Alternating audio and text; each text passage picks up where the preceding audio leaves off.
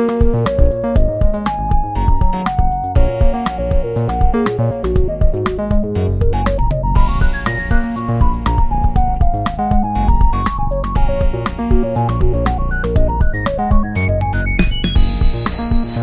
to Lecture 10 of Submodular Functions, Optimizations, and Applications to Machine Learning. Since you've all just arrived here and we haven't said anything prior to what I'm saying right now, once again, one should remember that you have a reading assignment, which everyone has read, I'm sure, and we have office hours. But I just want to get right into it because we've got a lot of material to cover today. Today's a fairly technical lecture with primarily a couple of theorems that we need to prove, a couple of other theorems that we are just going to state. But the theorems that we're going to prove reveal, I think, some really deep and interesting aspects of submodular functions, which I think are worthwhile knowing. Now, one of the things someone asked me the other day was, why do we prove so many theorems in class? Now, you know, in my opinion, to be a good machine learning researcher, you need to have both good empirical results and good theoretical results. And the theoretical results often need to be presented in a mathematical framework, which involves often theorems and proofs. Now the question is, how does one learn how to prove theorems? And the best way is to read proofs of theorems. So when you get to a theorem and the font suddenly gets small when you get to the proof, don't skip it. Read through that proof. Even if you need to get your magnifying glass to do so. In our class, we're going to do the same thing. What I've done is I've gone through most of these proofs, and I've selected the ones that I think are most elucidating for you, in the sense that they reveal something interesting, or something, you know, quirky, or unusual, or useful, or even practical from the perspective of developing a methodology or a strategy for tackling theorems that you haven't yet proven. So that's the justification for that. So hopefully, if you have any other questions about that, then please let me know. So just a little bit of review before we go forward. So this is an important theorem, which we did prove, and it's the maximum weight independent set of a matroid, which we saw was solved by the greedy algorithm, and we saw can be expressed in this particular form, where the weight is itself expressed by the same weight. Now this is essentially a special case of the Laplace extension, as we will see. So the reason why we went through this is because in some sense this is like the matroid instance of the Laplace extension. And we used convex duality to prove that, and that allowed us to show that when we have these two polytopes, the first one, which is the convex hull of the incidence vectors of the independent sets of the matroid, and the rank polyhedron, that these two things are the same. Okay. Then we had a couple of definitions. The first was a subvector. So we say that y is a subvector of x if it's the case that element-wise it's no greater. Each element is no greater. Each element of y is no greater than x.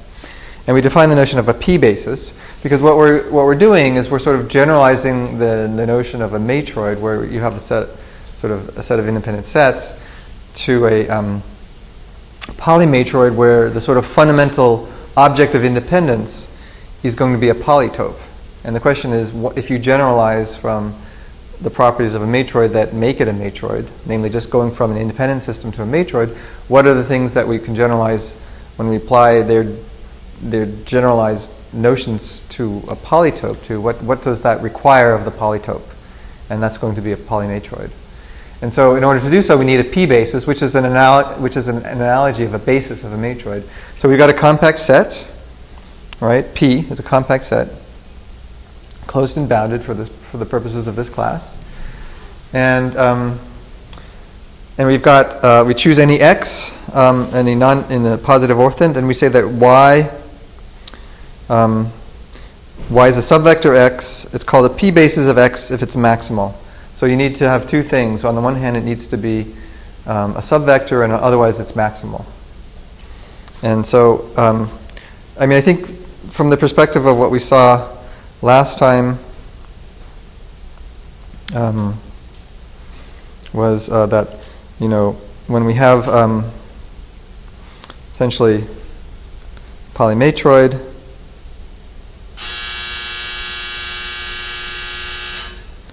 then what happens is that a given x, say here, here's a given x. It defines sort of a new region, that we sort of take the intersection of the regions, the subvector of x, and then the polymatroid, and then so what we get is the maximal point, which is here. Right? That's the maximal point. So that's sort of, there's two notions, okay? And then there's another definition. There's a couple of different ways of seeing it that we saw, okay?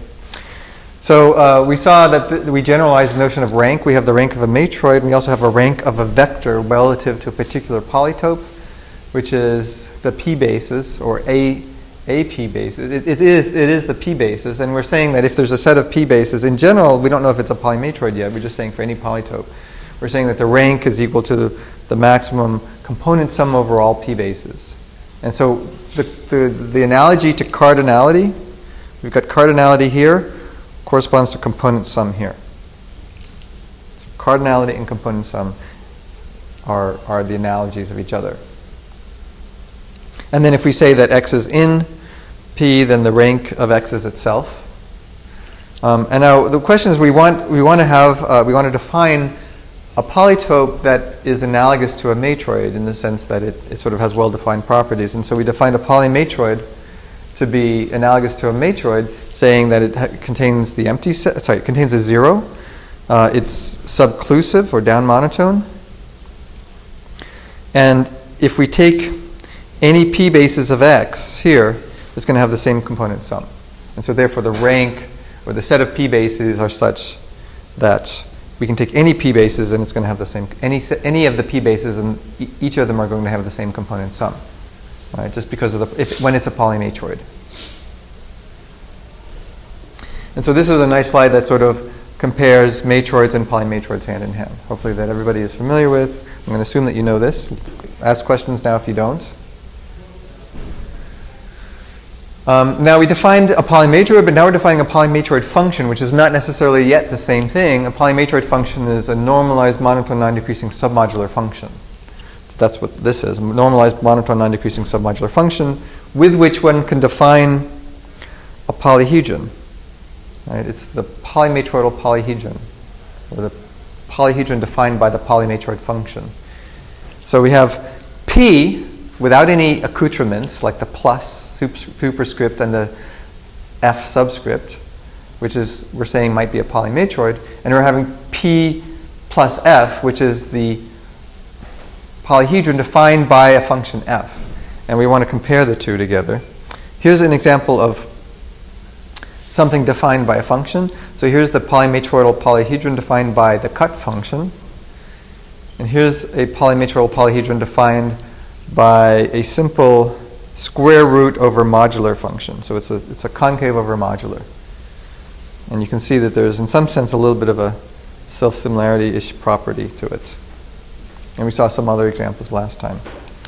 So here we go. So here we've got the polymatroid function f and the polymatroidal polytope. And I guess I should say this is p here. Right? So we've got p f plus and just p without anything. And we want to look at the relationship between p f plus and p. And here's the critical theorem. Here's one of the critical theorems which we didn't yet get a chance to prove. So we're saying that f is a polymatroid function defined on subsets of E. And we take some x and any pf plus basis yx of x. So notationally, what is this saying? You know, x is any particular vector, and y is a p basis of x. And we're saying it's dependent on x by making x the superscript. Then we're saying that the component sum of this p basis, which is defined to be the rank, and here's the definition of the rank here. So the critical thing we're trying to prove is this green thing, which is that it's equal to the following minimization problem. And the following minimization problem turns out to be a submodular minimization problem, right? Because we've got the sum of a modular plus a complement of a submodular function. So that's a submodular minimization problem.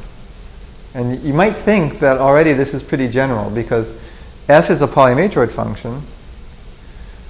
X right now we're saying is a vector in RE plus. But as you'll see in a moment, this turns out to be even more general. So you might think, oh, well, this is like a positive thing. But look, we're taking the complement of the submodular function, of the polymatroid function f. So it's f of e except for a. So we'll see in a minute how this is actually quite general. And also what we're going to see is that we're going to be able to recover from the polymatroidal polytope, we're going to be able to recover the valuations of the submodular function. So in some sense, the polytope is going to encode all of the values, all 2 to the n values of the polymatroid function, and vice versa. So any questions about the statement of the theorem? Because this is the theorem that we're about to prove. Yes? Can you elaborate on the bottom line of the theorem? As a consequence, here is a polymatroid exercise is composite with respect to things. Okay, so remember, a polymatroid is something that's defined as a polytope that has properties analogous to the matroid. Namely, it contains 0, it's subclusive, and all maximal independent subvectors have the same component sum. We didn't say anything about a function, right? We just defined it as a shape that has a set of properties. Namely, it contains 0, it's down monotone, and all maximal independent subvectors of a given x have the same component sum. And we saw these examples of polymatroids last time where some of them were and some of them weren't, right?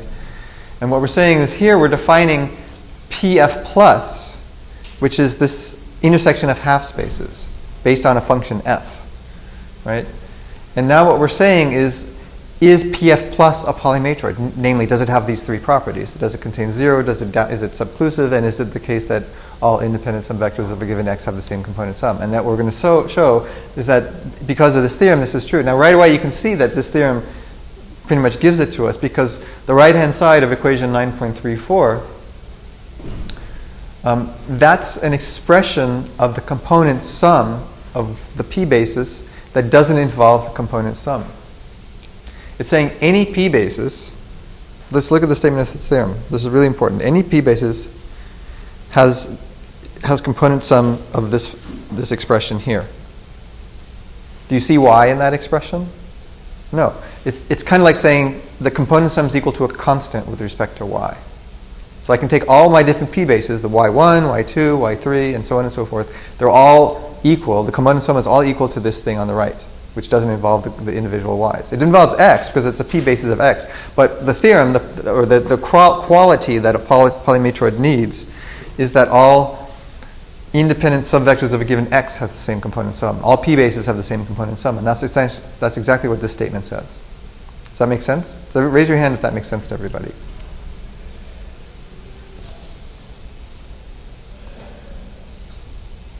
Okay. Touch your toes if it doesn't make sense. No. You shouldn't do that. Touch your toes if it does make sense. That's not even funny. Why did I say that? So sometimes, the thing about jokes in class is that you say random things. Sometimes you fail. So it's like a random number generator with a variance. The things I have a mean of neutral. So I have as equally many not funny jokes as funny jokes. But no risk, no reward. Okay. So anyway, let's prove the theorem. No pain, no gain. That's another one. Any other questions about the statement of theorem? Because obviously, if we don't know the statement, the proof of this theorem is beautiful, I think. That's why I want to go through it. At least I think it's beautiful. Okay, so first of all, just by the definition of PF plus, it contains 0, right? Because it's a polymatroid function, and it means it's normalized and everything. That 0 is certainly a satisfying vector, so it contains 0. Secondly, it's subclusive because it's a bunch of inequalities, right? It's basically things saying like, well, x of a is less than or equal to, y of a is less than or equal to f of a, right, for all of a. And so therefore, if x is less than y, then x of a is going to be less than that. And if x is greater than 0, then x is going to be a member 2, right? So it's down monotone. So the hard part is really going to be the maximum component sum. Now suppose we start with any arbitrary x, okay? And we've got a maximal guy, so a p basis of x. That's a subvector, okay? And what we want to show is that this thing has component sum which is equal to this constant. Now the constant is the expression that we saw on the previous slide in the statement of the theorem, which is the minimization. But basically it's a constant, right? It's not dependent on x. So it's dependent only on it's not dependent on y. It's dependent only on x and on f, obviously, right? Because f defines the polytope. So it's not dependent on the particular p basis. That's essentially stating the theorem again. And in doing so, we'll establish that it's a polymatroid. We already said this. Okay. So let's take the first trivial case. So it could happen that the p basis is x itself. Now when can that happen? Well, that can happen. Let's just do an example here. I don't know if you can see that down there, but let's say we have so let's say we take a particular x that's right there, right? So therefore, it's already in the polytope strictly. And so therefore, what do we have? We have the right-hand side, this right-hand side here. What is that minimum? I mean, so we need to make sure that this right-hand side is equal to the p basis, namely itself. Right? Because itself is a p basis, so in order to verify this theorem, the submodular function minimization needs to be equal to the component sum. So that thing is equal to this. Now, why is that true? Well, you remember that whenever you have any modular function, and this is really important, that x of e except for a is equal to x of e minus x of a. That's for any modular function and any set A, and E is the ground set. And so all what we're doing, going from 9.1 to 9.2, is adding and subtracting an x of E. And now it's turning that into, and I'm going to highlight the particular thing that we care about right here. It's turning that into this minimization problem, and that's minimizing the f of the complement of A minus x of the complement of A over all A. But that's basically all A anyway, so we might as well just write it in this fashion. It's just minimizing f of A minus x of A.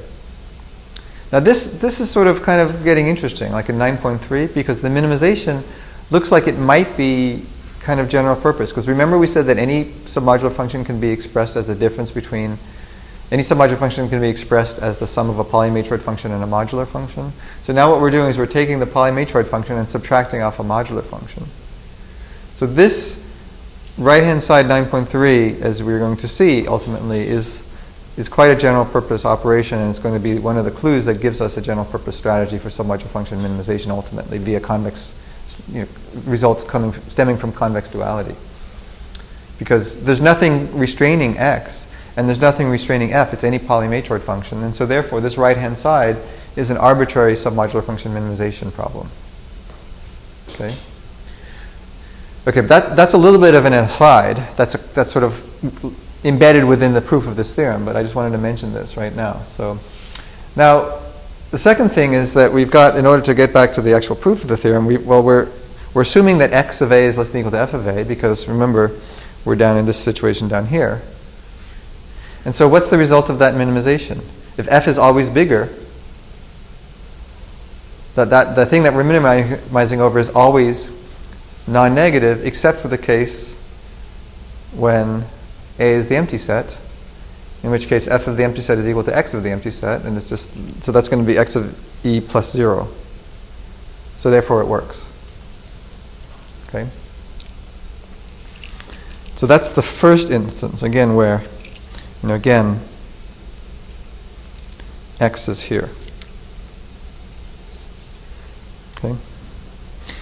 Now the next case is where it's sort of the opposite. It's kind of like, let's see if I can draw a nice figure again.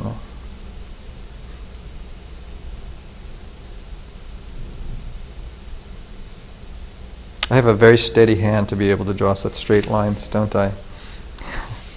How is that possible? So let's say that x is up here, say. Okay?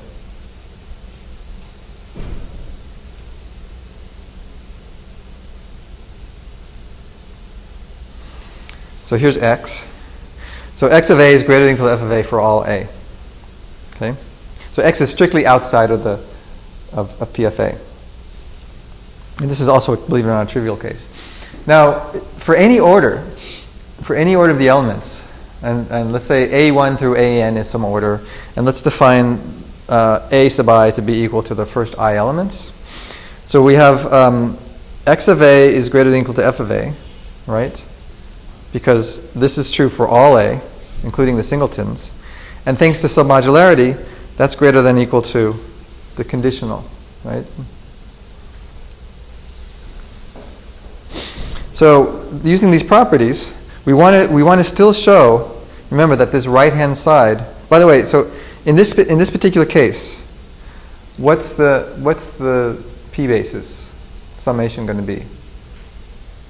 You tell me.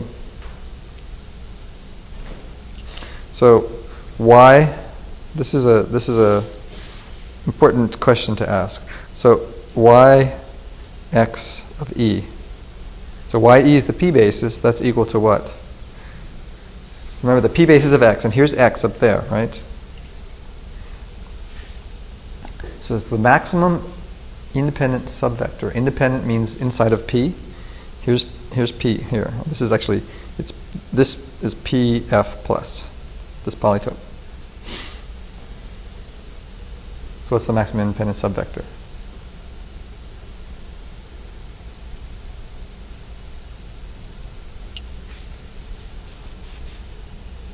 Where do they live? Where do the maximum independent subvectors live? The maximum independent subvectors live right here, right? Those are the p bases.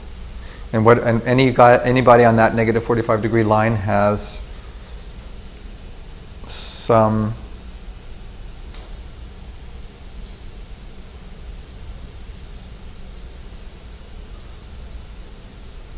which constraint is this?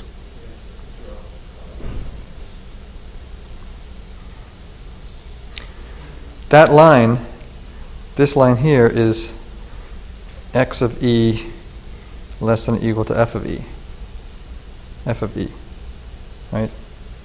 That half space, right? That half space is that guy. So therefore, the p basis has to have valuation. The maximum one has valuation f of 3, right? Is that right? How about f of pi? Somebody has to give me this answer, otherwise I'm going to say ridiculous things. F of happy face. What's the answer? Come on, somebody, please. F of e. Thank you. Thank you. So I'm going to torture you if you don't answer questions. So f of e, right? So what we want to show, therefore, is that this sum has to equal f of e.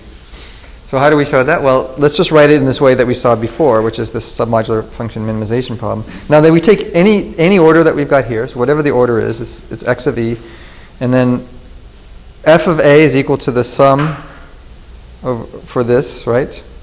For I is equal to 1 to the size of a. Maybe I can clarify that. So this is I is equal to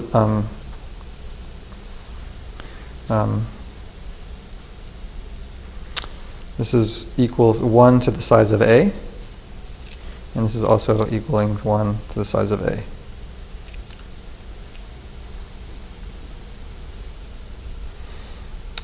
But notice that what happens here is that every single one of these elements, x of a is greater than or equal to f of a. So in order to minimize this quantity here, we want to make a as big as possible, right? Because the x's are always element-wise bigger than all of the corresponding terms in the left-hand sum, thanks to submodularity. And so therefore, a is equal to e is the solution. So what we end up getting as a solution is this one down here. which gives us f of e. So therefore the result is shown. So, but those are the two trivial cases. Okay, so you ready for the harder case? Any questions on the trivial cases? I'm going to guess no one's going to ask a question. Oh, great question. Thank you. Great question, by the way. Just for asking it. Can you explain again why a is equal to e is the solution? I thought we should have max of x and least of f. So remember, a negative value. Okay. So remember, we're minimizing it, right? All of the gains, all of the f gains are greater than or equal to 0, right? So all of the things in this, let's just erase some stuff that makes a little bit of clarity. All of this stuff here is non-negative, right? All this stuff, and all this stuff here is non-negative because we're taking, right? So it's a non-negative minus a non-negative.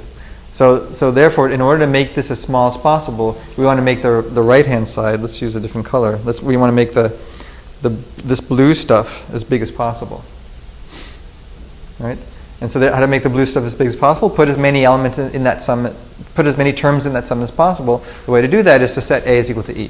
But what we need is the purple sum to be as big as possible, and the green sum has to be as low as possible. Yes, and thanks to this property, we can do that. Because remember, x of a is always bigger in magnitude than the conditional f for any order, thanks to submodularity and to the fact that we've chosen, that we've assumed this property up here. So we're applying this, since we like using, we're applying this gray thing at the top, at the singletons. We're using this orange thing, and then that means that the green, each of the elements of the green sum are going to be going to be less than or equal to the elements of the blue sum, and so therefore the sum is going to be we want to make the negative sum as negative as possible by setting a is equal to e. Okay. Yes. But sorry. The thing is, why is it that fe minus okay, if you go the other way around, first xe minus fe is greater than any xa minus fa. You actually don't know what f is. You don't know what f is, but you're assuming that gray property up there at the top. Yes, right? And that's for any a, including the singletons. Yeah, that's true. So that property holds, I understand. What I'm asking is, how do you know that the difference between xa and fa is greater than the difference between xe and fe? So in this case, what we need is the difference to be the maximum. That will be the solution. Well, think about it this way. I'm not sure I understand precisely what you're asking, but think about it this way. So in this term in 9.7, each one of these terms, let me write it this way. We've got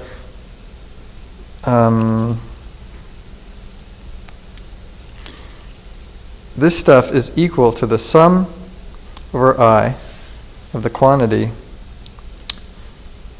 f of ai given ai minus 1 minus x of ai. Right? That thing, each one of the terms of the sum is going to be negative. Right? This is for I is equal to 1 to n to a. Okay? So what this means is that each one of those terms is going to be negative. So how do we make this bundle, this sum of differences, as small as possible?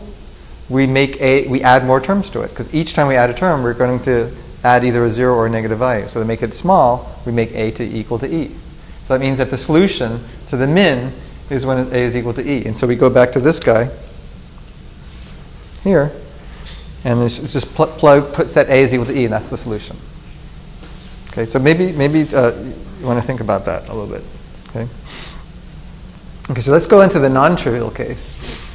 So the non-trivial case is you're not strictly inside or trivially outside the polytope, but basically we've got a p basis, and we know that the p basis has this property because of the properties of p basis, right? So what we want to do is show that the constant is given by this in this case. Okay, this is the constant. So for any p basis, y f of x, and any a, we have, first of all, I mean, the p basis is itself a modular function, right? So we've got this thing, right? And we take any a, which is a subset of e. So we know that the p basis has two properties. One, that, you know, y of x is less than or equal to x, right? And so therefore we get this, for any a we get this thing, right? We can just make it smaller. And we also know that yx of a is less than or equal to f of a for all a. And so that gives us this property here. Okay. And so that therefore gives us this inequality. This inequality here, and this inequality, the green inequality. Okay. So we've got that. So now what we need to do is we need to essentially find an A that makes this inequality tight. Or in other words, that turns the inequality in equation 9.11 into an equality. And so we need to find some A. So let's see if we can do that. Now this is where it gets really interesting. And this is a really important property of submodularity in its own right. Okay, so for any y, this could actually be seen as a lemma to the theorem, but it's right now being included inside of the theorem itself. But this is just a fundamental property of submodular functions that we're going to be using over and over again later in the course. So if you have a y, any y inside of the polytope, and any set B, we call a set B tight if it's the case that y of b is equal to f of b. So let me just give you an example. So let's say here's the polytope. Okay, and we're choosing, let's say this green thing is y here. And here's E1 and E2. So what would the tight set be?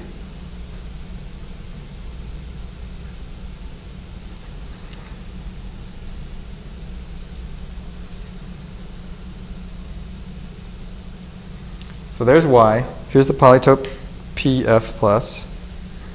And for this particular y here, what would the tight set be? Just E1. That's right. It's just E1. Why? Because f of E1 is equal to y of E1. This is the tight set. Now, interestingly enough, and this is sort of the really cool thing, is that tight sets form a lattice in the following sense. So it turns out that if you have two tight sets, then the union of tight sets and the intersection of tight sets are also tight. And that follows from submodularity. So let me just state this again. So the union and intersection of tight sets, let's say that B and C are tight, then the union and intersection of tight sets are tight. So how do we prove this? Well, let's say that B and C are tight. And so we look at f of b plus f of c, which since they're tight is equal to y of b plus y of c. So remember, tightness is a function, it's a property of a particular vector, y. So it's really y tightness.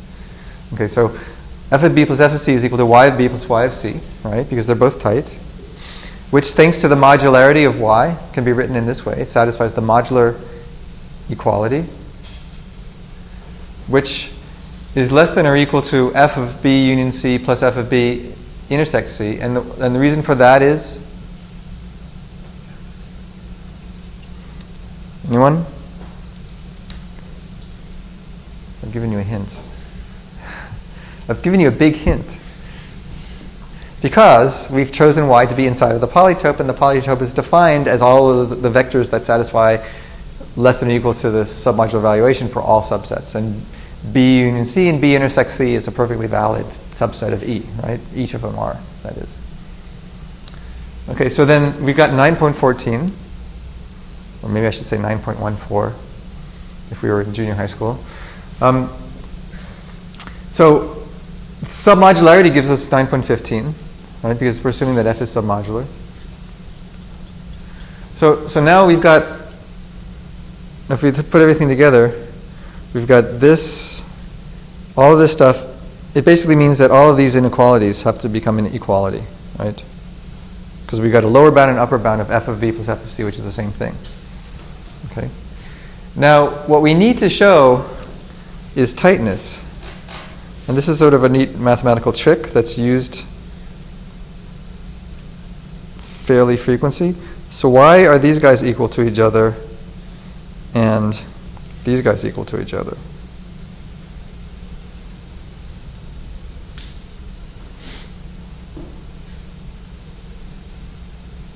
Well, because when you look at the magenta one, y of b intersects c is less than f of b intersects c, and y of b union c is less than or equal to f of b union c, but the sum of them has to be the same. So just when you think of just the balance, the sum has to be the same. You can't have one be bigger than the other with the other one being smaller than the other, but we're saying that they're both smaller, so therefore the sum has to be the same, and so therefore they have to be correspondingly equal to each other. So in other words, both are tight. This is equal to this. So in other words, unions and intersections of tight sets are tight. Any questions on that? So that's a useful mathematical fact, irrespective of submodularity. So now we're going to define something that's really important, which is this lattice family of tight sets. So d of y, which is, we're going to use this when we define submodular minimization algorithms, and this is going to occur. So this is the first time you're seeing it. It's the lattice of tight sets relative to y. And it's basically all a such that y of a is equal to f of a. So it's relative to y. And basically this is if you take any two sets in d of y, their union is in d of y and intersection in d and y. So dy is closed under union and intersection. Okay. Now, whenever you have a lattice, we haven't done. I have a lecture that I could give on lattices, but basically, you have a lattice. Its union is in the lattice, and its intersection is in the lattice, and its union is in the lattice, and its intersection is lattice. And here's two more guys in the lattice. Its union is in this lattice. These guys' intersection is in the lattice. Usually, you define this bottom guy to be 0, and you define this top one to be 1 in the lattice. And I guess any two pairs have union intersection, so this guy's got to be there, and so on and so forth. And I probably need to redo this a little bit. So this needs to.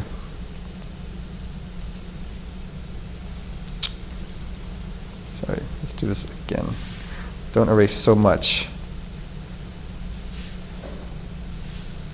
So union. So there's the one element up there. Or something. And there's probably a few mistakes in there as well. But the point is that what one can do is, since the union is closed, is still in the lattice, you take the union of everything, and that's also going to be in the lattice, and that's like this element 1 up at the top. Okay? And we're calling this sat for reasons that will become a little bit clearer. But it's kind of like the saturated element. It's like it's the biggest tight set. Right? So if you're a tight set, you have to be a subset of sat, right? There's also a corresponding 0 element, which says that if you're a tight set, you have to be a superset of the 0 element. But here we're just defining the sat element. Okay? So we've got two new ideas. We've got this d of y, which is the lattice of tight sets, and we've got sat of y. Okay. By the way, this is something that is discussed quite a bit in Fujishige's book, but we're defining it right here. We're defining it with respect to tight sets. Okay. So now any questions on d of y or sat of y? Okay. So now let's consider this. So remember what we're trying to do here. We've got the union intersection of tight sets. Let's go back to where we were a little while ago. Back here. We want to show, we've proven this guy, this inequality, we want to show that there's an A that makes 9.11 an equality. Okay?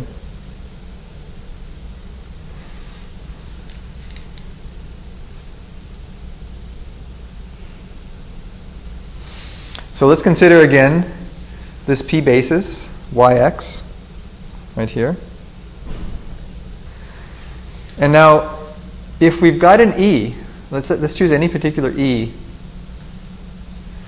then what is the value of ye?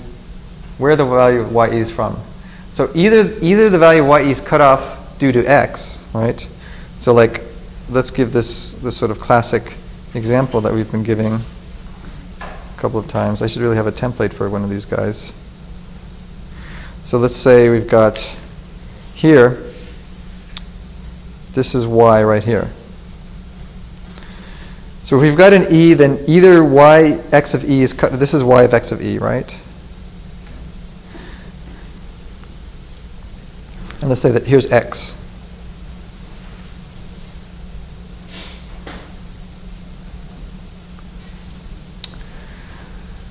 So in this first case, let's highlight this in yellow. And highlight the next one in green.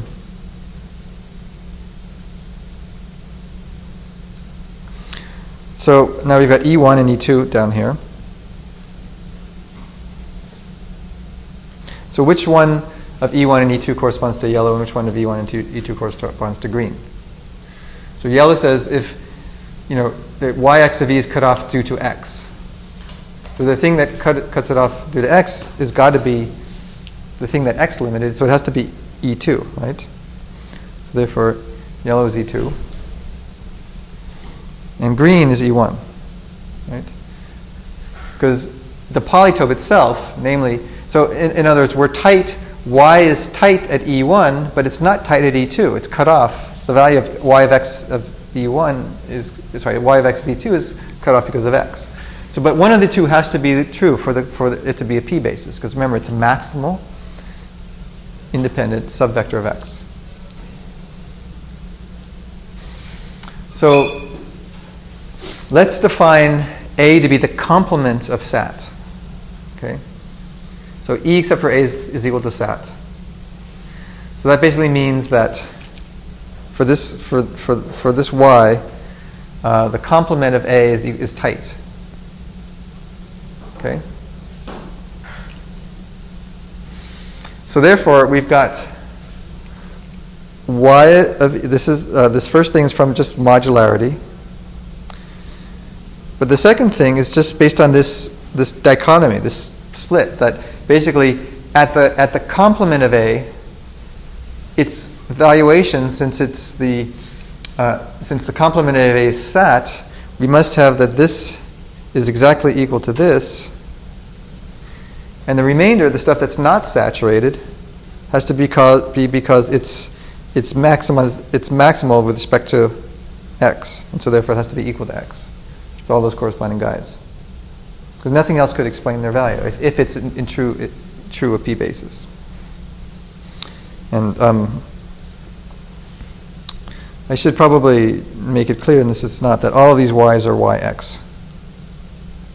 So if I were to be really careful, I would fix the slides, a couple of little typos here.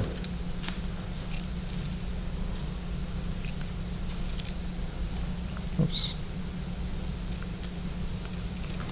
I think that makes it better. Did I miss any of them? Okay.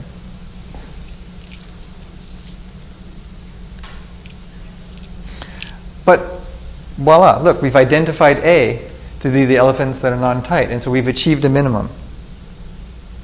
There we go. All we're saying is that A that we wanted in that previous equation, which is the solution to that min, which achieves equality, is essentially the non-tight, the complement of the SAT function, the complement of the biggest tight set. And hence the theorem is proved. Okay. So any questions? So this is a really, really important theorem, like I said, because it's going to, in order to understand how we address things like submodular minimization, these are the kinds of concepts. And we're beginning to introduce some of these really crucial but subtle concepts like SAT and the lattice of tight sets. There's more to come. But like I said, all this stuff is in Fujishige's book. This is right from his book. So. Okay, so when f is, this means that when f is a polymatroid function, PF plus is a polymatroid, meaning that we can take a polymatroid function, define this polytope based on the intersection of half spaces, and we've got a polymatroid. Okay? Now the question that you might ask, I'm sure that's swimming around in all of your minds, is that if you do have any polymatroid, remember the polymatroid is defined as the thing that says that all p bases have the same component sum of any given vector, is it the case that there's some underlying polymatroid function which corresponds to that polymatroid? What do you think? Something would be wrong with nature if it wasn't the case that this was true, right? That would seem to be impossible. So indeed, it is true. And so we have the theorem, and I've added in red stuff that's not really part of the theorem, that's just defining things again, because it is a lot of definitions to remember. But so it says for any polymatroid P, which means, this is the red stuff now, any polymatroid P, so any compact subset of the positive non-negative orthant that's zero containing down monotone, and it's the case that for all x, any maximal infinite subvector y has the same component sum, blah, blah, blah.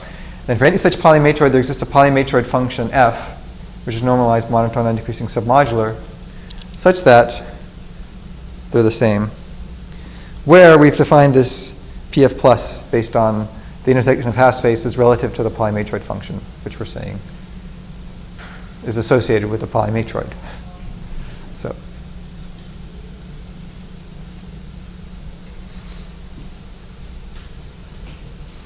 I need to add more. I need to ask more homework. I think you guys need homework. You guys have this "I need homework" look on your face, so so I will address that issue shortly. Okay, so let's do a little bit more before we prove this theorem. We want to do a little bit more, but we're going to get back to this theorem. Okay, 9.3.1, which is important. But are there any questions of this theorem, on this theorem? By the way, the people at the MLSS tutorial didn't get anything nearly as interesting as what we're talking about here. So those guys are missing out. Actually, they're not missing out because maybe they'll watch the YouTube lecture. Any questions on the theorem? So let's if there's not, then let's talk a little bit more about d of y. So this is the lattice of tight sets. So what we proved, and I just want to give it a formal theorem name because it's such an important thing. It was sort of part of the other theorem. But let's just give it a name, 9.3.2, which is usually what this theorem is called in the literature. Okay, we've already proven this as part of theorem question mark, which is the other name that the other theorem is usually given. So, okay. Now, the other thing that's important is to restate is essentially the stat function. It's the maximal set of tight elements relative to y. Okay, so any questions on the definitions, what these mean? At the very least, one should be aware of this.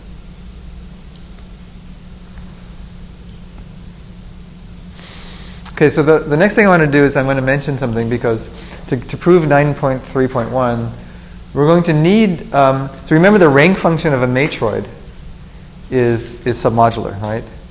So we defined the rank of a polymatroid as the rank of a vector, right? The rank of the vector was the component sum of its p bases.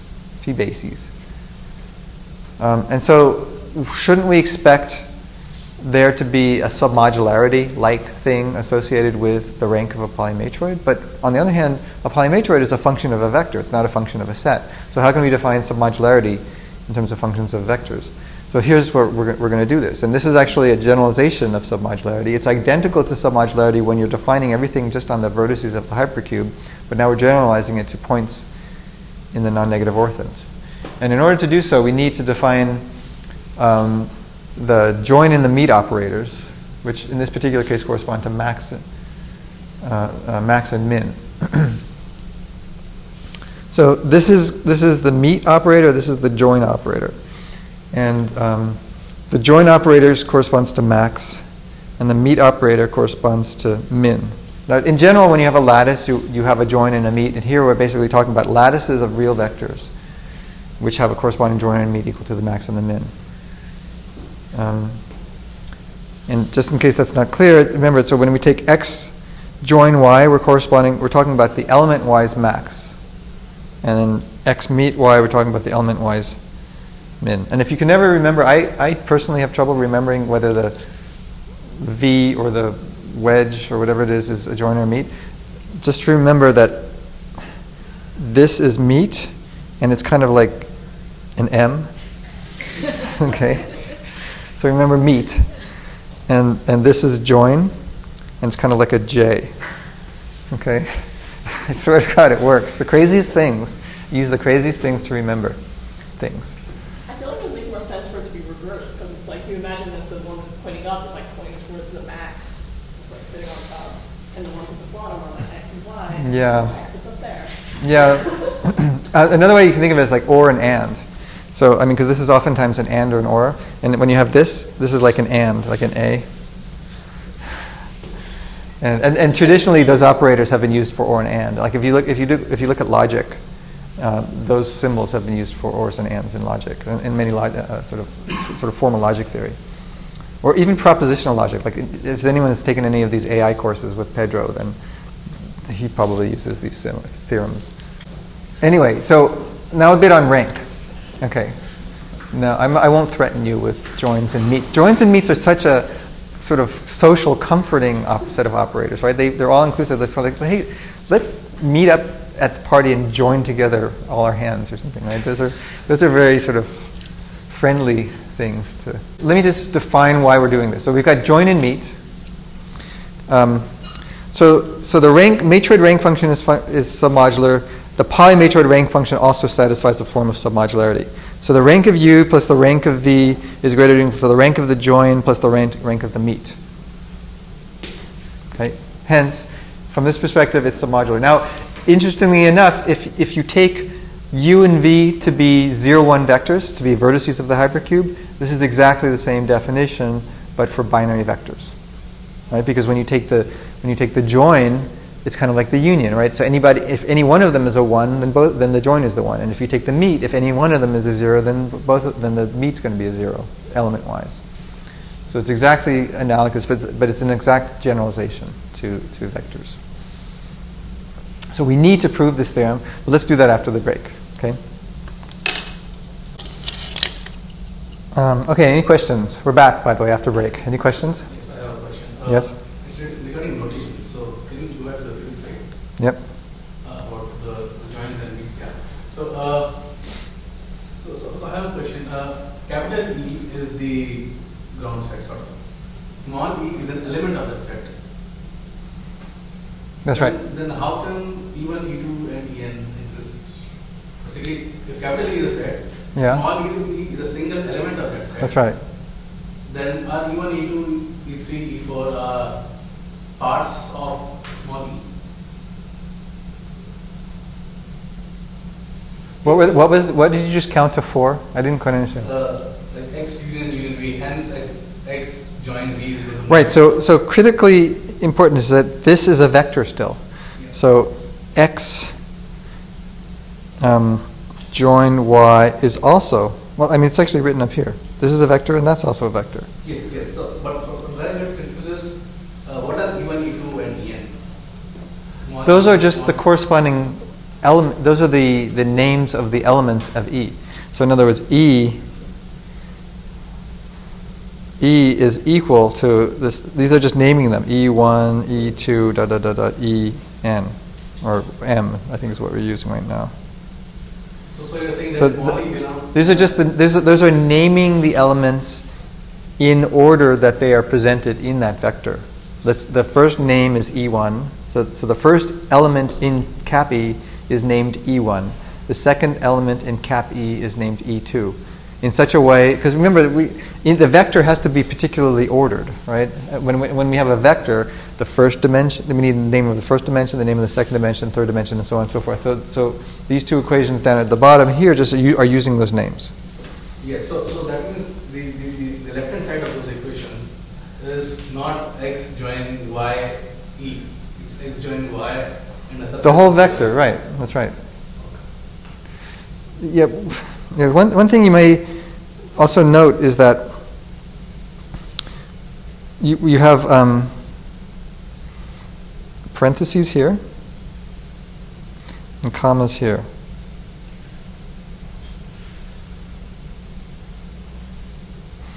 Right. So when you have an ordered list, it's common in mathematical notation to use parentheses.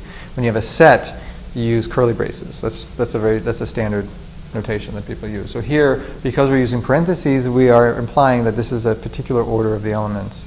And we're ordering them by their name, E1, E2. Okay, do the commas help, the bigger commas? Okay. Okay, so submodularity of the rank. How do we prove this?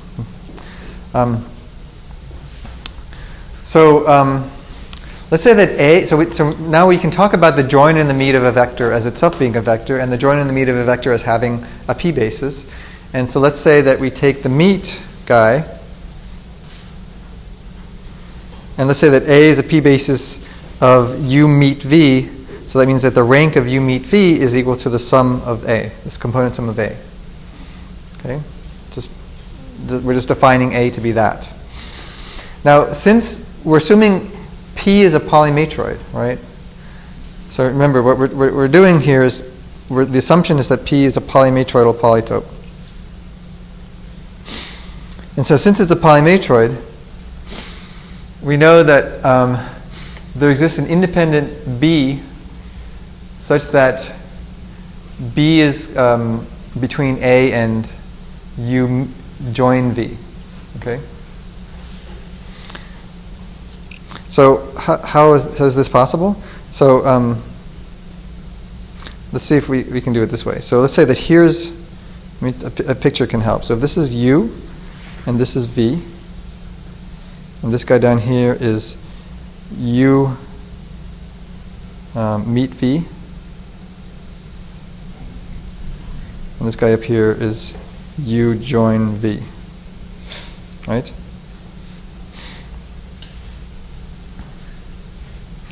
So there's going to be some A, right? And we know that A has got to be, A is a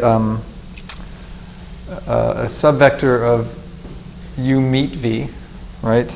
So that means that if we take the, I'm just trying to figure out some nice colors to use here. So we know that A has to live down in here somewhere, right?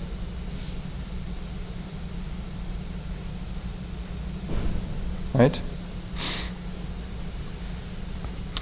And since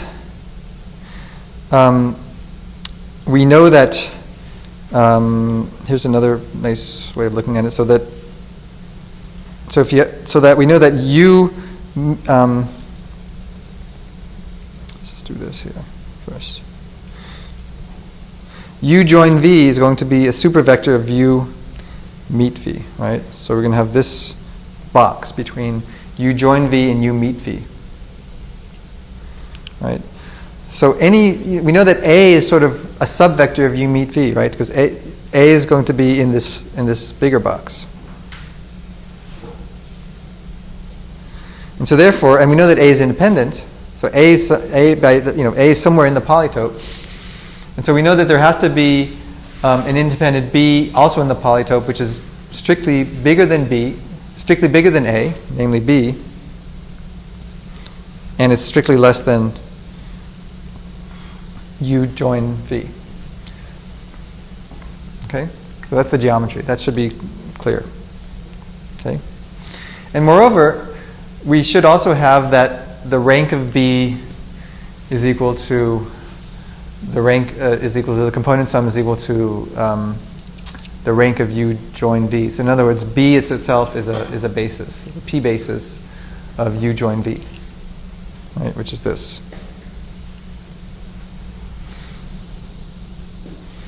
Now, let's say that we've got A and we're choosing a particular element E.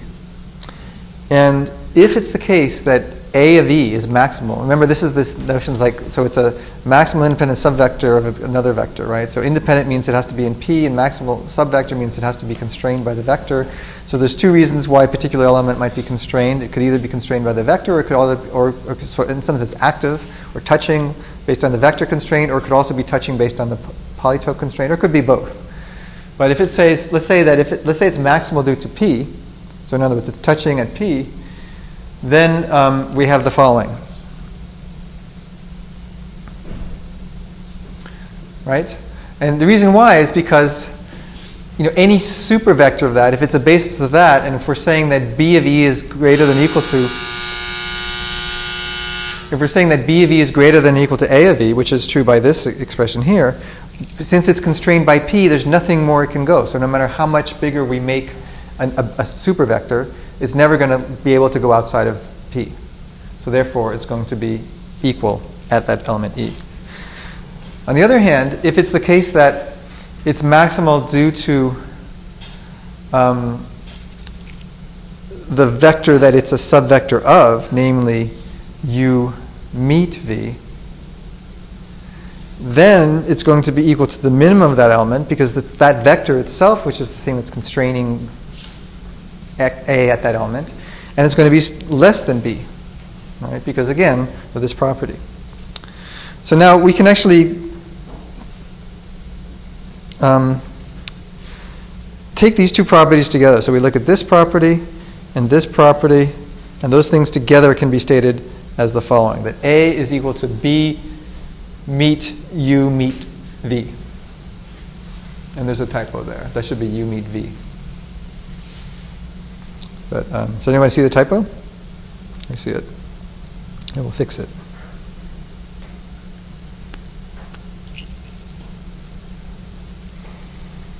Okay.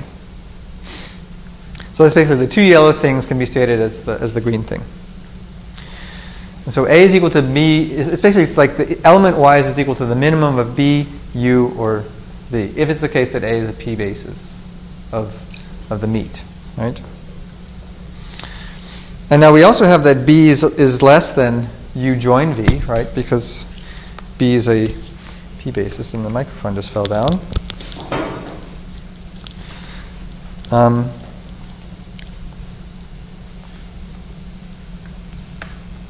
So then if we want to look at A plus B, that's equal to B plus the expression for A, which is this. But then it can be written as B meet U plus B meet V. Now why is that? Because again, we have B is a basis, so it's less than or equal to this, so it's equal to one of them, and then same thing here, it's equal to one of them. So let's say that this one, it's the true min, and let's say, we can associate this without loss of generality. Here's another way of saying it. We can associate that green bit, let's change colors. We can associate this blue bit with one of these guys without loss of generality, and we can associate this guy with, say, this one then. Right, and that would be under the assumption that U is less for those elements, and each element is done separately, since this is done separately for each element. So that would be just for one element. The other elements might not be the same association. But element-wise, without loss of generality, you can make that association. And here's just a little red stuff to offer further explanation, but I've already said that, so I'm not going to go over that. But we also know that B meet U and B meet V are independent subvectors of U and V. So why is that? Well, because we know that B is a P basis, right? And we also know it's a subvector because it's the min. So therefore, there's independent and there's subvectors of U and V respectively. So therefore, it can't be any greater than the rank, right? This is just like the matroid property, but it's for the polymatroid. And this guy can't also be greater than the rank, because the rank of the corresponding one is the maximal independent subvector, and this is a particular independent subvector when we meet B with V, because B is a P basis and V is the meet of that. So therefore, we've got that the rank of the meet plus the rank of the join is equal to the component sums of their corresponding P bases, which now we have an expression. Remember, so where does A plus B comes from? So that's A plus B, that's equal to this. Right? That's the expression that we derive. It's B meet U plus B meet V. But then we have upper bound ranks. And so therefore, the rank satisfies submodularity. So it's amazing because it's using geometric properties of the polymatroid, polytope, to prove submodularity of the rank.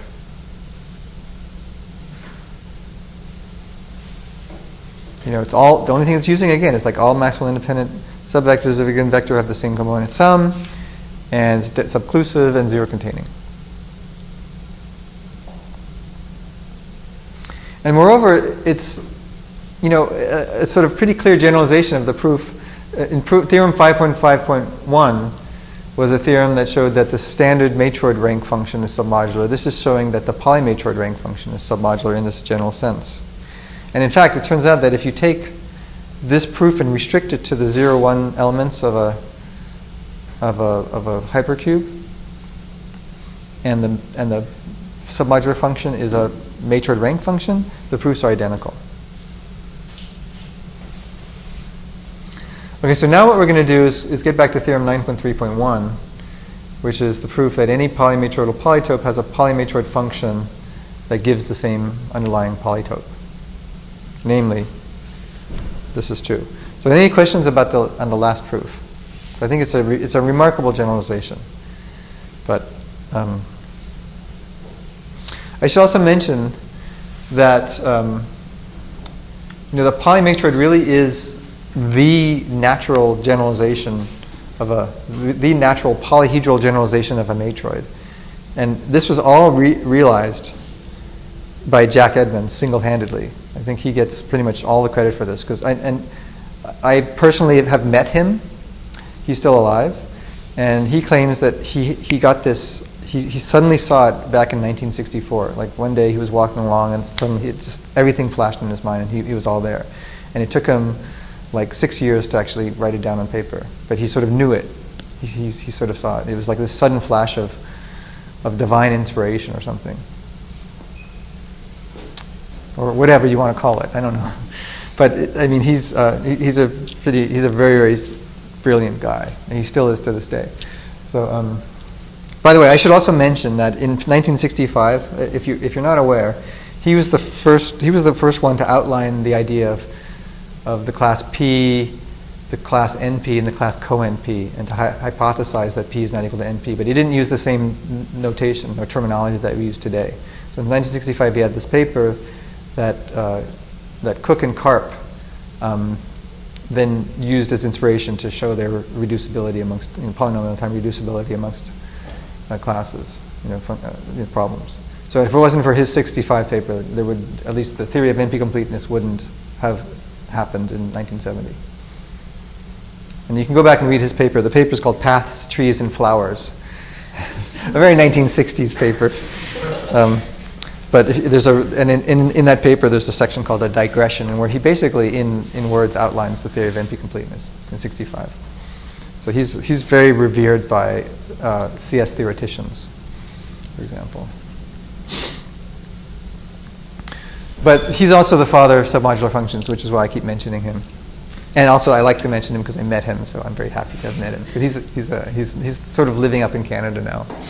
But he's getting up in years.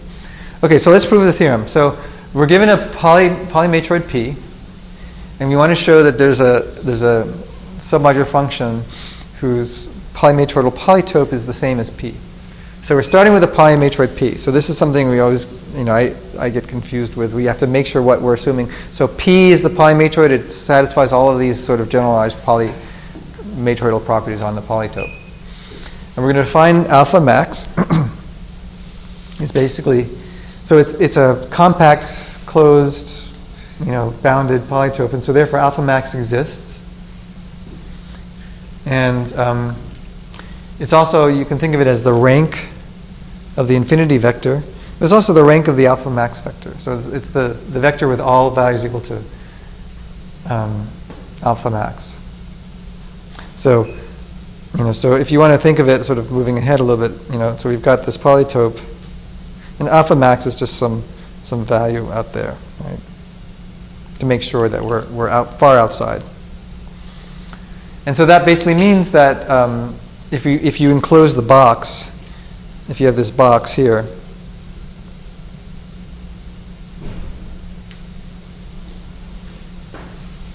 that the polytope itself is completely enclosed. And that's all we need there.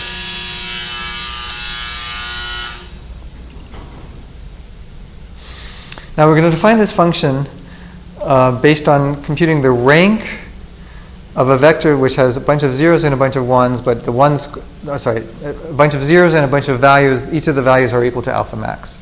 So this is very similar to what I did last time. And I think I wasn't entirely clear, but we've got a polymatroidal polytope, and like this might be alpha max. And so this would be the rank here. Right? So the set A is determining which elements are 0 and which elements are non-zero, and the non-zero values are equal to alpha max. So what we're getting back is essentially this, either this guy, or we're getting back this guy, or we're getting back, the corresponding component sum for this guy. And so we're getting back these different values. Yeah? If x belongs to P, then x should be inside this box, right, somewhere. How can alpha max be so much out? We're just saying that x of e is less than or equal to alpha max. That should be clear. Right? We're just stating that. Okay, so in other words, there's no way that any box defined by alpha max is going to cut off any of the polytope. That's all we're saying. Okay, like this picture shows. Okay. So now the claim is that f is submodular, and the reason why that holds is pretty much a direct consequence of the submodularity of the rank function, because f of a plus f of b is equal to the corresponding ranks, which is greater than or equal to this from the submodularity of the rank function, which is equal to, now when we take the union, if we take the join of these vectors, that's equal to the vector of the union, and if we take the meet of the vectors, that's equal to the vector of the intersection. So the join of the vectors is equal to the vector of the union, right? Again, because everything's a zero, everything's either 0 or got value alpha max. And so then we turn it back into f, and so therefore we've got submodularity of this function, which is defined via the rank function. Okay? So that's good.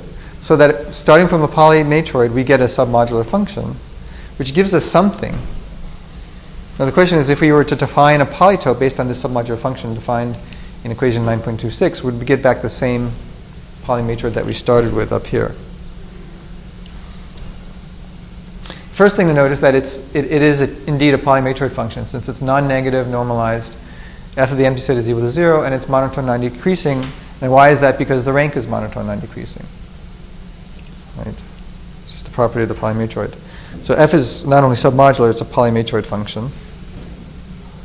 And so therefore, let's define the polytope associated with this submodular function. And here it is, pf plus. Now the goal is to show that p is equal to pf plus. Okay, any questions on the goal? So then, let's take any element in P now, not pf plus, any element in P. And then take any subset, so this is in P, and any subset, then x of a is less than or equal to this maximization property. Why is that true?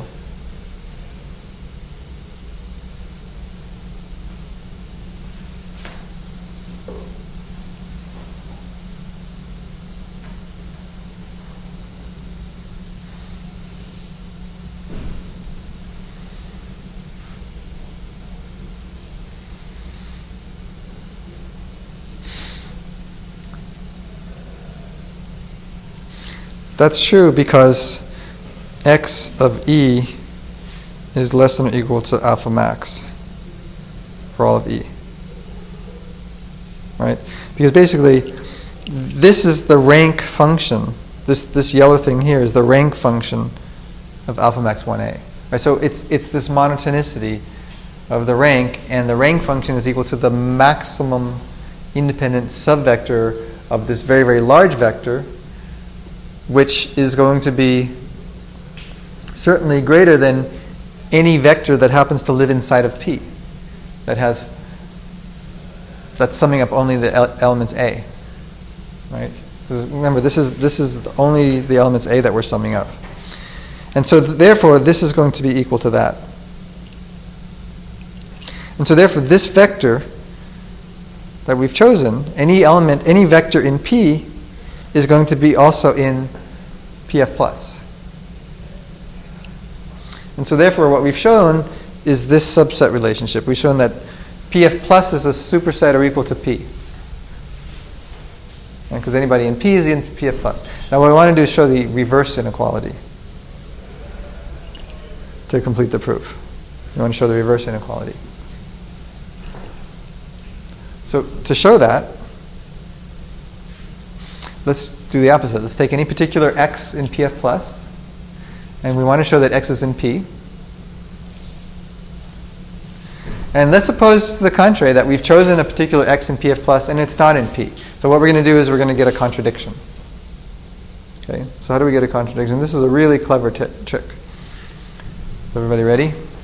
So we're going to choose, suppose it's the case that we've chosen an x in PF plus and it's not in P, it's not in the Polymatroid, and we're going to choose y to be a P basis of x that maximizes the number of elements that are strictly less than the corresponding x element.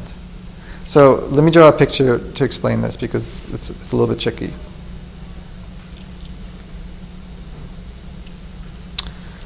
So first of all, how can there be, whoops, hold on a second. How can there be any choice? Just want to get everything all set up here. Get this thing going. Get our nice.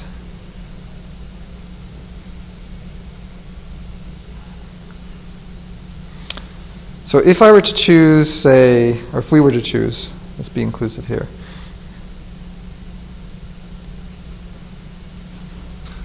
This to be x, right?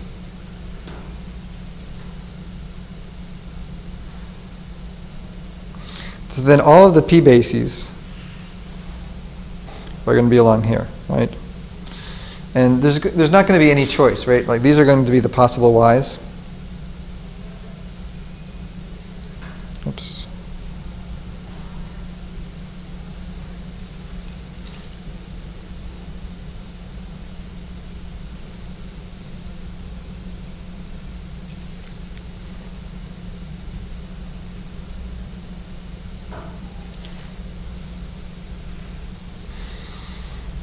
So if I were to choose that x. However, on the other hand, if I were to choose, say, a different x, what if I were to choose, say, this x here?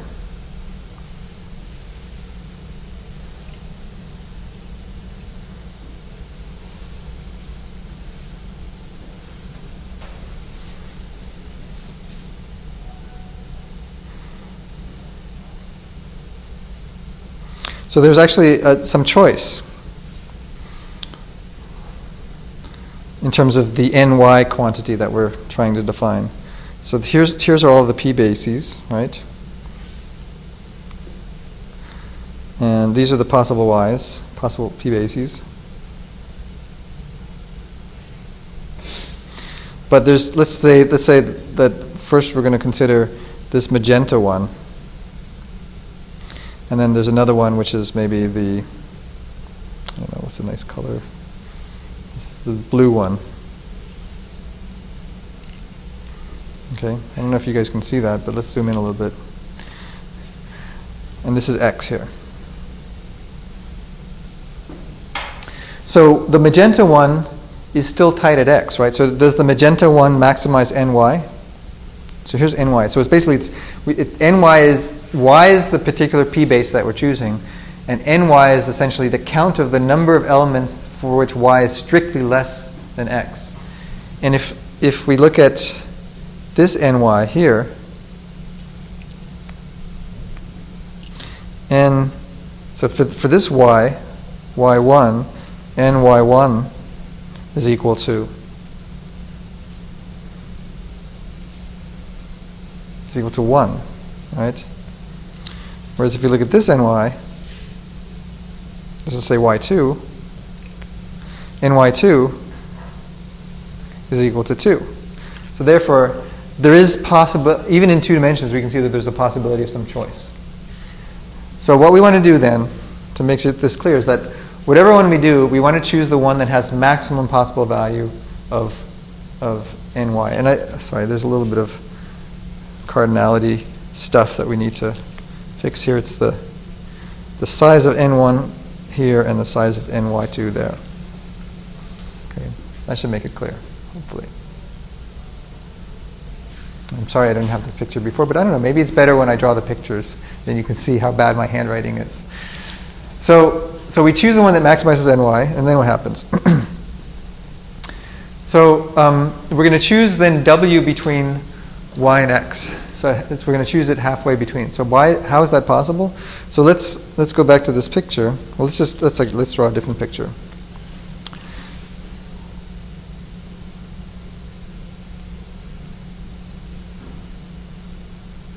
Let's draw a really big one there.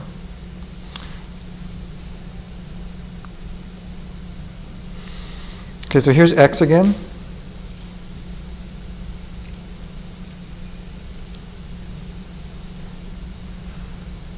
And let's say that we choose this particular base. Remember, because it's a polymatroid, so any one along here we could potentially choose because they all have the same component sum. But except we're not going to choose this one because that one doesn't maximize y. So we choose this one here, and that creates a box, right? Oops.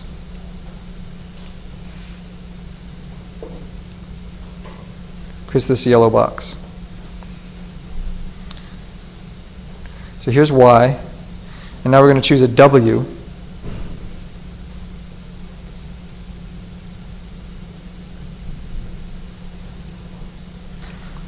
Let me zoom in on this so you see it a little bit better. So x is here, y is down there, and we choose some w in between in the yellow box. And we're going to choose it halfway between x and y.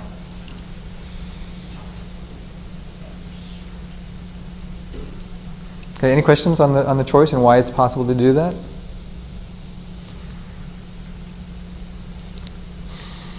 Okay. So that means that just sort of geometrically saying y is also a p basis of w. Why? Because let's look at that box again here. When we want to do a p basis of w, y lives within the same space of p bases, or the same space of vectors, all of which have the same component sum.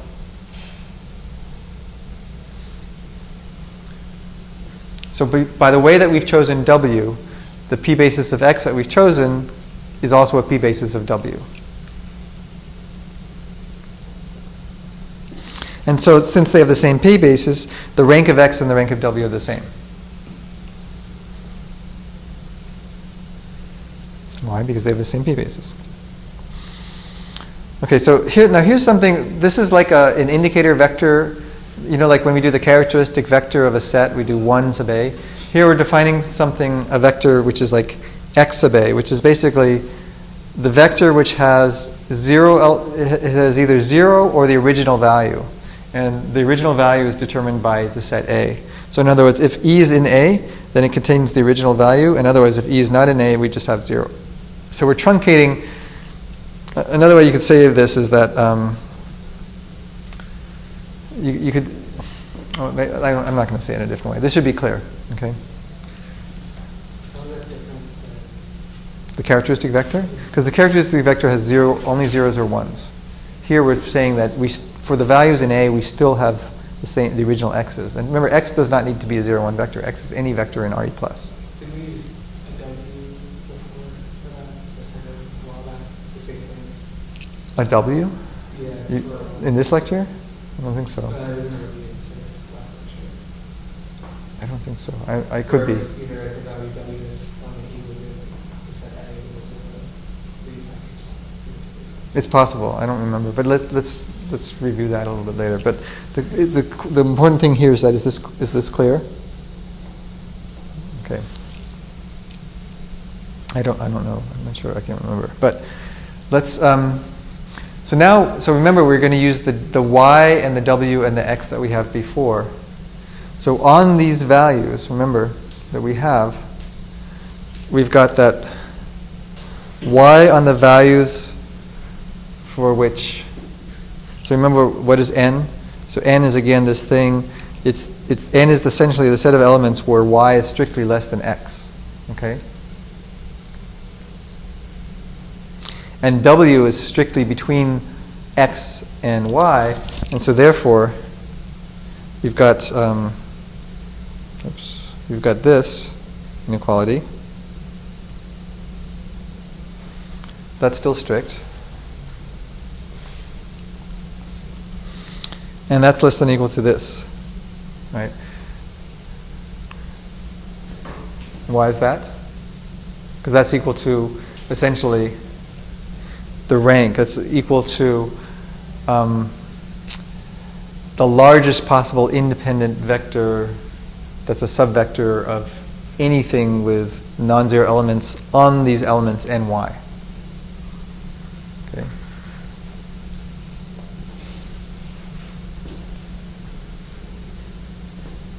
Okay.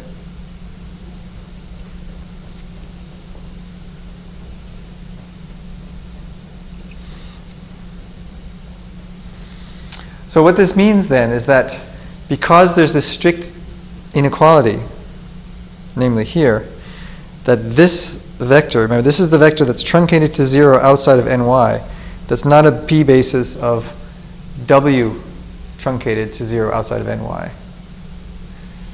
And why is that? Because it's neither tight at w, which comes from this, nor is it tight at the rank, which comes from this. Right? So it's not maximal either because of the vector w restricting it, in some sense being active at w, nor is it tight at the function. And so therefore, y meet x with elements non-zero outside of ny cannot be a p-basis for w with the same restriction to non-zero elements.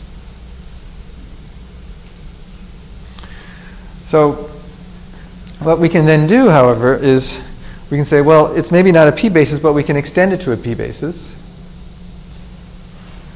Why is that? Well, it's because it's strictly, on these elements it's strictly less because the way we've defined y. Because remember again, so here is y, here's w, and here's x, right? And on all of these elements n, y, we've got this strict relationship here. So these are dimensions for which y and x and w are strictly different from each other. And so therefore this is a strict inequality there. And so so we can sort of extend that to a p-basis of w, and then we can extend that to a p-basis of y hat. Sorry, a p-basis y hat of w and x. Because remember, w and x have the same p-bases because of the way we've defined w. Or I should say, the p-bases of w are also p-bases of x because of the way we've defined w.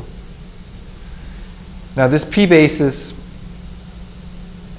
of this can be extended to a p-basis of w and x, and let's call that p-basis y hat. And the reason why we can do that is because, again, it's the polymatroidal property.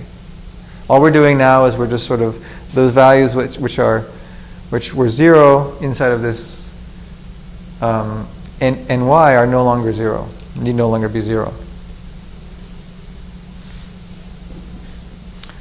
Okay? So what that then gives is that we've now, because we have this strictness here, in order for it to be a p-basis, we need to increase the values on those elements of ny. And so what that means is that on those elements of ny, each one of those elements have gotten a little bit bigger, and so therefore the component sum is a little bit bigger. But y hat is also a p-basis, and so they have the same component sum. And since they have the same component sum, if we use this property and this property, there has to be some guy, E, that's not a member of ny, where y hat is strictly less than y evaluated at E. And because of that, that's a contradiction, because that contradicts the definition of n. Because the definition of n was basically saying we're choosing the p-basis that maximizes n, but we found another p-basis y hat, which is strictly less than. And so therefore the initial assumption that x was not in P must have been false. And so therefore the theorem is proved. Okay, this is a little bit of a heavy theorem. Let me pause for questions.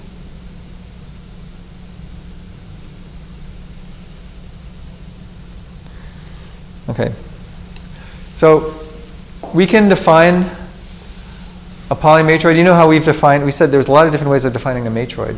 We can define a polymatroid as a pair in this fashion where it's a ground set and a polytope, where P is a subset of Re plus and has the following property. So it's subclusive or downclosed, and this is sort of another way of defining a polymatroid. I'm just going to sort of give you the intuition here a little bit on this. It's basically saying that if you have U and V, which are independent vectors, because they're in P, right? And then we have one that's a little bit less than the other, or one that's less. So you have U of E, the component sum of U is less than the component sum of E. So remember in the matroid case, it said that if you have two sets that are both independent in the matroid, one is less than the other, you can always take something out of the bigger one and add it to the smaller one. This is exactly what this is saying. We're saying that we've got two independent vectors, one that's smaller component sum than the bigger one. We can take something out of the bigger one and add it to the smaller one. And how do we do that? Well, we look at the join. And so here's the smaller one on the left, and we're going to be able to move. We'll be able to increase a little bit in the direction of the join, which is basically in the direction of the bigger one. Right. So here's a picture, which I do have for this one. So use the smaller one. That's too big. Use the smaller one. V is the bigger one. Here's the join, and what it's saying is that I can move in this direction towards the join, and I'd still be independent. Because remember that because it's a polymatroidal property, I'm not going to violate independence if I move in that direction. So that's exact analogous definition to a matroid, and except this is a polymatroidal definition. And it turns out that we're not going to prove this, but this can also be used to prove a polymatroid. So, and it's just a geometric thing in terms of mins and maxes. So interestingly enough, this defines any polymatroid function by defining its polymatroidal polytope. And this also can be used very easily to show that therefore any polymatroid polytope is convex.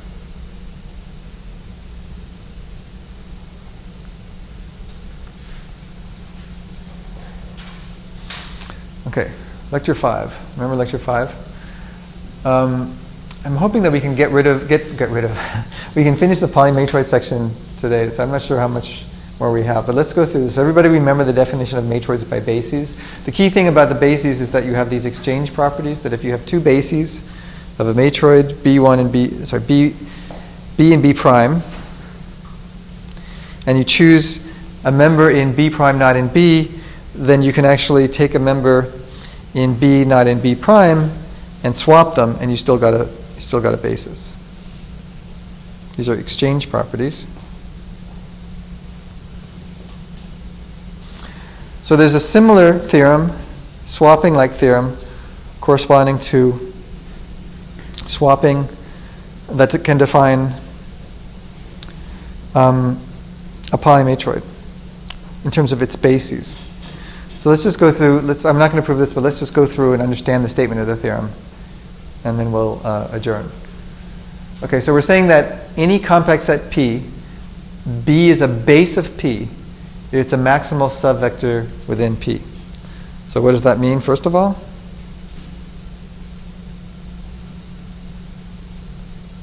So remember, a base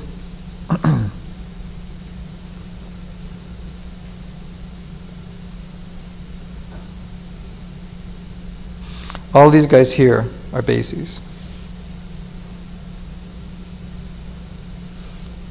That's called the base polytope. Okay. And any such member of that red thing I just drew is called a base of P. It's a maximal subvector, right? And you remember the bases of matroids. And so what we want to do is define a polymatroid via vectors of bases, basically vectors inside of this red region here. So how do we do this? And this is going to really restrict the shape of these things, which is going to lead us to all sorts of great things like the greedy algorithm and these other things. This sort of seems in some sense to say that the base, everything that must be is a subvector of the base. And I don't know if you remember, but remember that polytope that I showed you was not a polymatroid? That was the problem with that polytope. Remember it had this sort of look to it. It sort of looked like this, and then like this, and like this, and like this. And remember it was in 3 dimensions.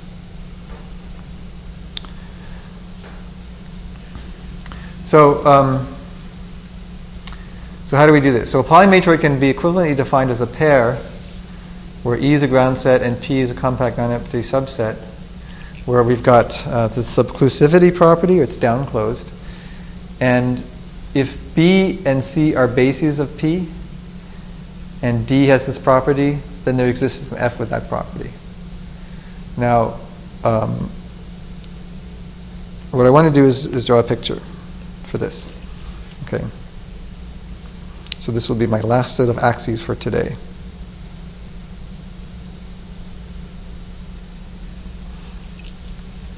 Okay, so there's an axis. And let's say that here's the part of the base, somewhere there. I'm not going to draw the rest of it.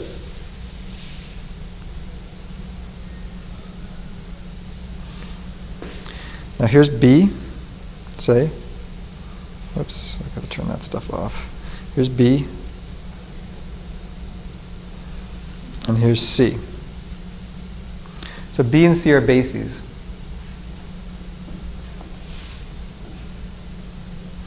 So now we're going to do B. We're saying that D is between B and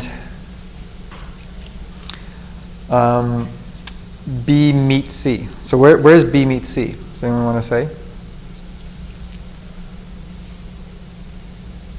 This is B meets C. It's down there. And we're saying that D is strictly less than B. So where must D live?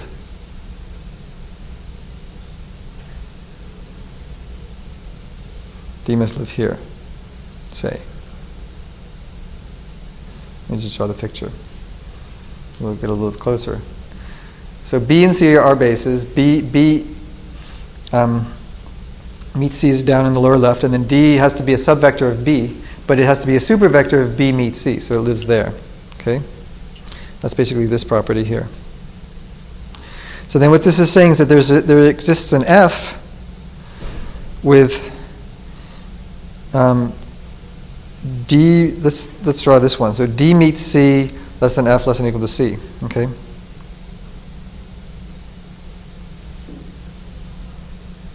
So where's D meets C in this picture?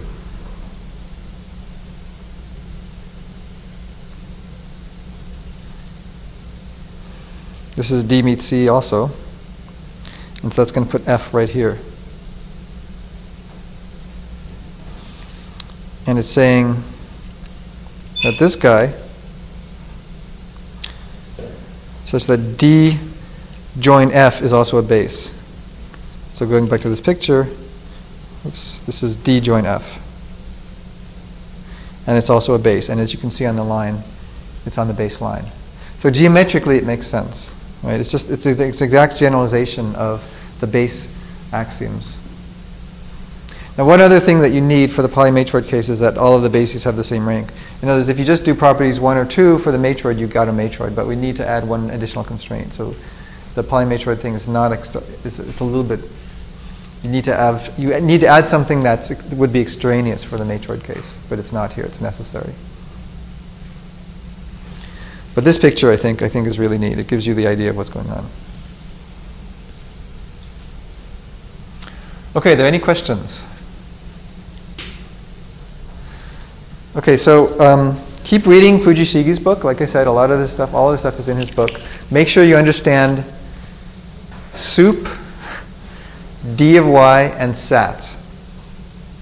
Okay, sup, the support of a set, because we're going to relate sup and sat, and we're going to define things called dep probably next time. All right, I'll see you on Wednesday.